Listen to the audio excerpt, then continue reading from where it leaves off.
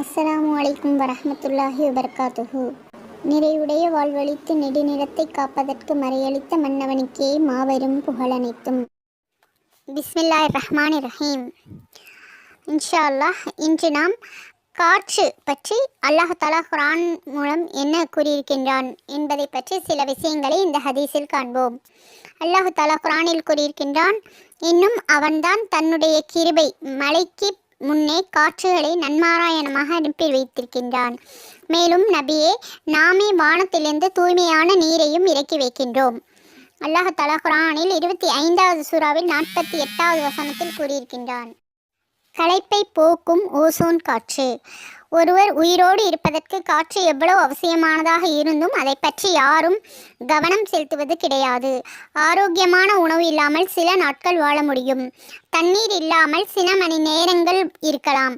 காற்று இல்லாமல் சில வினாடிகள் கூட இருக்க முடியாது.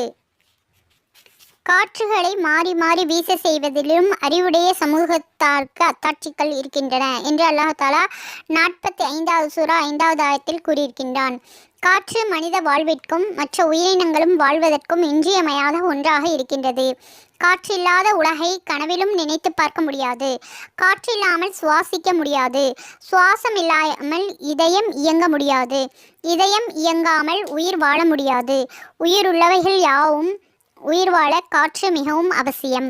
தாவரங்கள் மகரந்த சேர்க்கைக்கு காற்று அவசியமாக இருக்கிறது.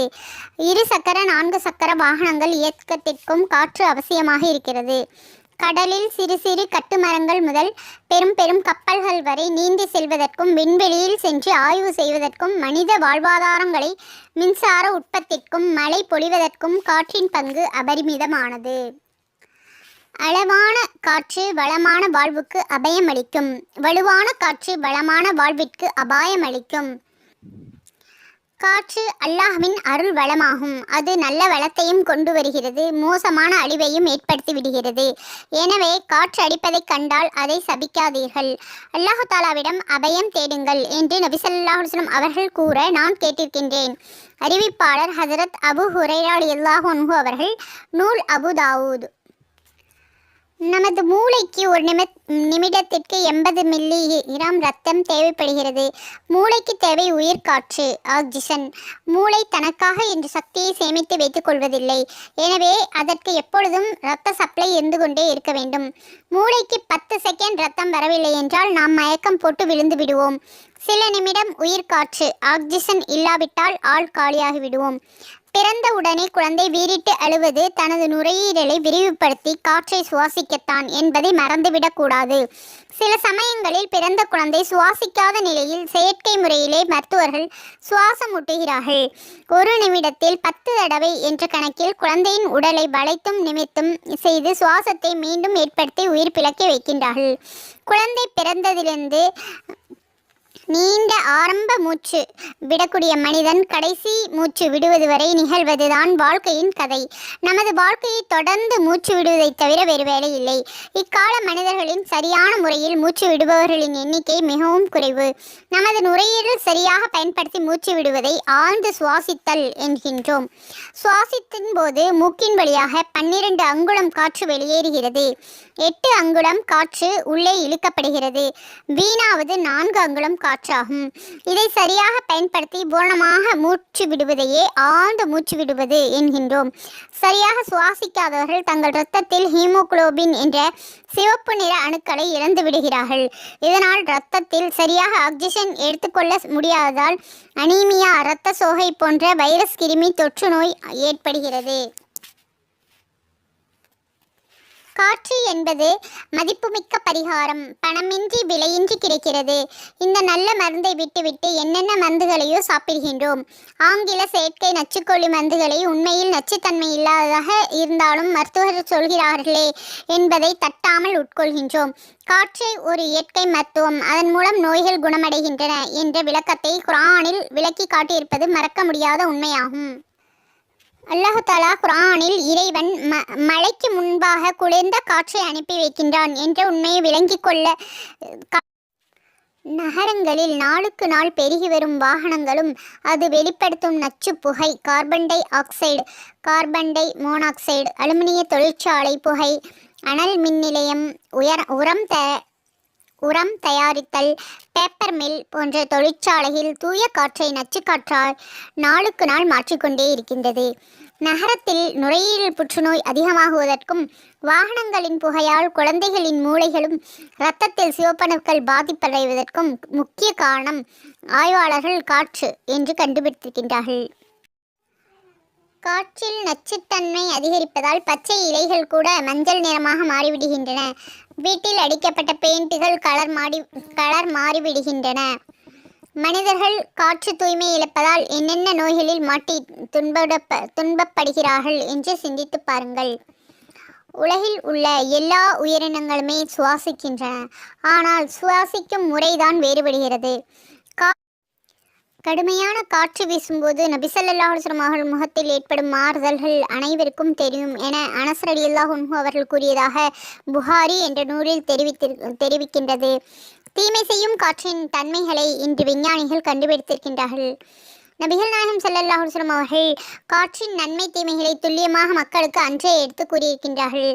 உடல் ஆரோக்கியத்தை விரும்பும் ஒவ்வொருவரும் இயற்கையான அருவிகள், கடற்கரைகள், நீரூற்றுகள் ஆகிய இடங்களுக்கு அடிக்கடி சென்று தூய காற்றை சுவாசிப்பதன் மூலம் உடல் ஆரோக்கியத்தோடு வாழ முடியும். காற்று வசதி இல்லாத இடங்களில் வசிப்பதும் குள்ளமாக இருப்பதற்கு ஒரு முக்கிய காரணமாகும். சுத்தமான காற்றை சுவாசிக்க இயலாததால் இரத்தம் அசுத்தமடைகிறது. இதனால் உடலில் உள்ள சுரப்பிகள் சரிவர பணிபுரிய மறுக்கின்றன. எனவே உடலின் உயரம் அதிகரிப்பதில்லை. நமது வளர்ச்சிக்கு முக்கிய காரணமாக இருப்பது பிட்யூட்டரி சுரப்பி. இந்த சுரப்பியை நன்கு செயல்பட செய்ய ஆழ்ந்த மூச்சு பயிற்சி, ஸ்கிப்பிங், நடப்பது, நீச்சல் ஆகியவைகள் மிக சிறந்த முறைகளாகும்.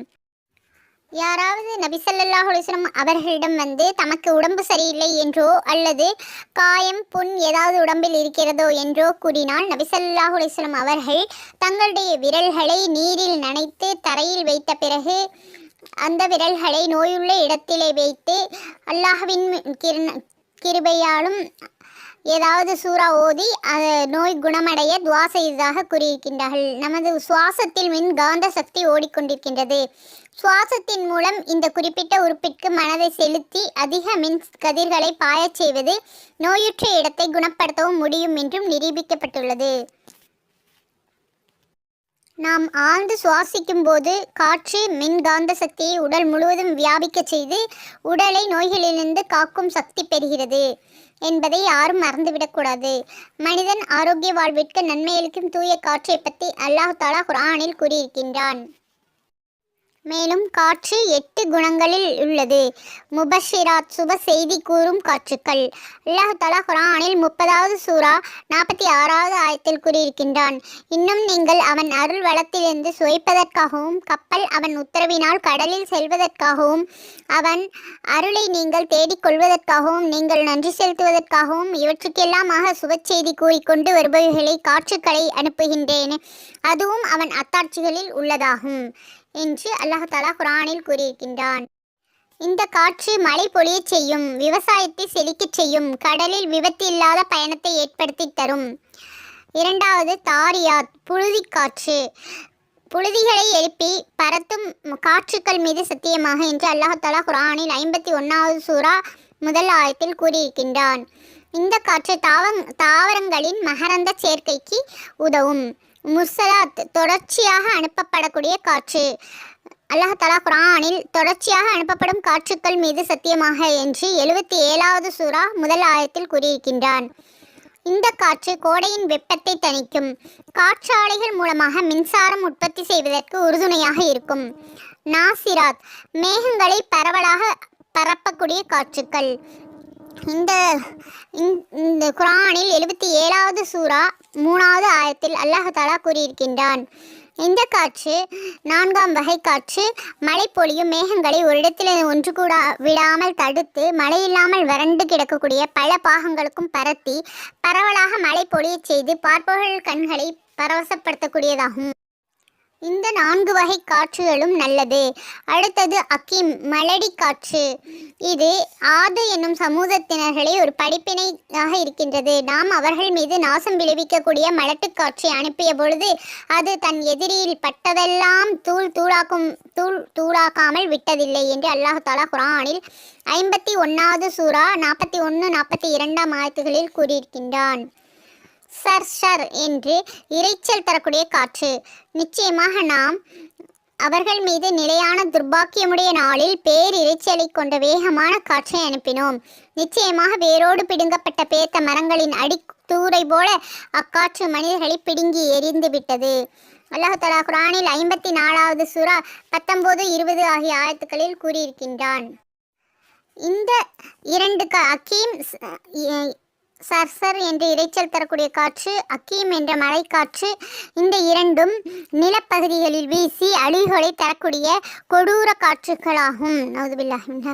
5ஆம் வகை காற்று மலடி காற்று என்று பெயர் வந்ததற்கு காரணம், காற்று மனிதனுக்கு பயன்பட வேண்டுமானால் அதில் ஆக்சிஜன் போன்ற சில அம்சங்கள் இருந்தாக வேண்டும்.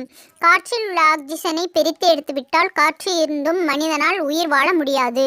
நவீன உலகில் சிலர் வெடிகுண்டுகளை கண்டுபிடித்து போடுகிறார்கள். அவற்றை ஒரு பகுதியில் வீசினால் கட்டிடங்கள் சேதமாகாது, ஆனால் அங்குள்ள ஆக்சிஜனை மட்டும் இல்லாமல் ஆக்கிவிடும்.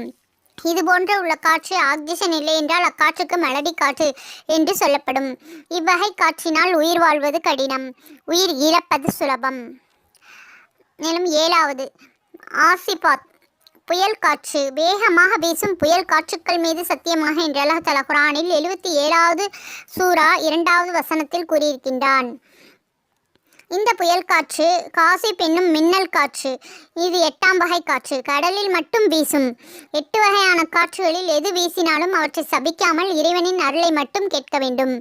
அல்லாஹ் தஆலா குர்ஆனில், அல்லது அவன் மீண்டும் ஒரு தடவை அக்கடலின் உங்களை மீறச் செய்து எல்லாவற்றையும் முறித்து தள்ளும் புயல் மின்னல் காற்றை உங்கள் மீது அனுப்பி நீங்கள் நிராகரிப்பதற்காக உங்களை மூழ்கடித்து விட மாட்டான் என்று நீங்கள் அச்சம் தீர்ந்திருக்கிறீர்களா என்று அல்லாஹ் தஆலா குர்ஆனில் 17வது சூரா 69வது ஆயத்தில் கூறியிருக்கின்றான். காற்று வீசும் பொழுது காற்றை நீங்கள் ஏசாதீர்கள். அவற்றிலிருந்து நீங்கள் வெறுக்கத்தக்க அம்சங்களை கண்டால் பின்வருமாறு துஆ ஓதுங்கள் என்று அல்லாஹ் தஆலா கூறுகிறான். யா அல்லாஹ், இந்த காற்றிலிருந்து நாங்கள் நலவை உண்டம் கேட்கின்றோம். இந்த காற்றில் இருக்கும் நலவை கேட்கின்றோம். இக்காற்றுக்கு நீ ஏவிய நலவையும் கேட்கின்றோம். காற்றின் தீங்கிலிருந்து பாதுகாப்பு தேடுகிறோம். காற்றில் இருக்கும் தீங்கிலிருந்து பாதுகாப்பு தேடுகின்றோம். காற்றுக்கு நீ ஏவிய தீங்கிலிருந்தும் நாங்கள் பாதுகாப்பு தேடுகின்றோம் என்று நபி ஸல்லல்லாஹு அலைஹி வஸல்லம் அவர்கள் துஆ சொல்லிக் கொடுத்திருக்கின்றார்கள். அறிவிப்பாளர் ஹஸ்ரத் அபு முன்திர் உபையின் கஃப் ரலியல்லாஹு அன்ஹு அவர்கள். நூல் திர்மிதி. அன்னை ஆயிஷா ரலியல்லாஹு அன்ஹா அவர்கள் கூறியிருப்பதாவது, கடுமையான காற்று வீசினால் நபி ஸல்லல்லாஹு அலைஹி வஸல்லம் அவர்கள் பின்வருமாறு துஆ கேட்பார்கள். யா அல்லாஹ், நான் உன்னிடம் காற்றின் நலவை கேட்கின்றேன். காற்றில் இருக்கும் நலவை கேட்கின்றேன். நீ அனுப்பிய காற்றின் நலவையும் கேட்கின்றேன்.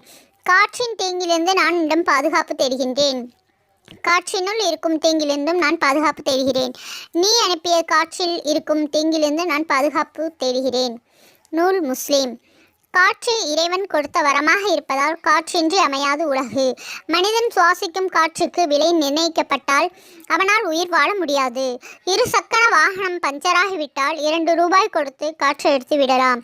சுவாச காற்று நின்றுவிட்டால் உலகையே விலையாக கொடுத்தாலும் சுவாசிக்க வைக்க முடியாது. தேவைக்கு அடிக்காத காற்றும் ஆபத்து, அதிகமாக அடிக்கும் காற்றும் ஆபத்து. அடிக்கும் காற்றுகள் யாவும் நல்லதாக இருந்தால் மனித வாழ்வு வளம் பெறட்டும் இன்ஷா அல்லாஹ். அல்லாஹ் தஆலா நமக்கு தீங்கான காற்றை விட்டு பாதுகாத்து நல்ல காற்றை சுவாசிக்கும்படியும் நாம் பெறக்கூடிய காற்றை அல்லாஹ்வுக்கு நன்றி செலுத்தி அதனை பெறக்கூடியதாகவும் எல்லாம் அல்லாஹ் கிருபை செய்வானாக. ஆமீன். யா அல்லாஹ், எங்கள் நேரத்தில் பரக்கத்தை அருள்வாயாக. யா அல்லாஹ், எங்களுக்கு கொடுத்தவற்றில் பரக்கத்தை செய்வாயாக. யா அல்லாஹ், நாங்கள் பட்டுள்ள கடன்களை நிறைவேற்றி தருவாயாக. யா அல்லாஹ், நாங்கள் கேட்கக்கூடிய அமல்களின்படி ஹதீஸ்கள் கேட்டு அதன்படி அமல் செய்யக்கூடிய பாக்கியத்தை தருவாயாக. யா அல்லாஹ், எங்கள் ஒவ்வொருவருக்கும் உபகாரம் செய்து உதவி செய்பவர்களாக அதற்குரிய நட்கூலியை தந்தருள்வாயாக. யா அல்லாஹ், எங்களோடு சேர்ந்திருப்பவர்களுக்கும் எங்களிடமிருந்து துஆவை வேண்டுபவர்களுக்கும் அவருடைய நாட்டங்கள் வெற்றியடைய கிருபை செய்வாயாக. ஆமீன் ஆமீன் யா ரப்பல் ஆலமீன். அஸ்ஸலாமு அலைக்கும் வரஹ்மத்துல்லாஹி வபரகாத்துஹு.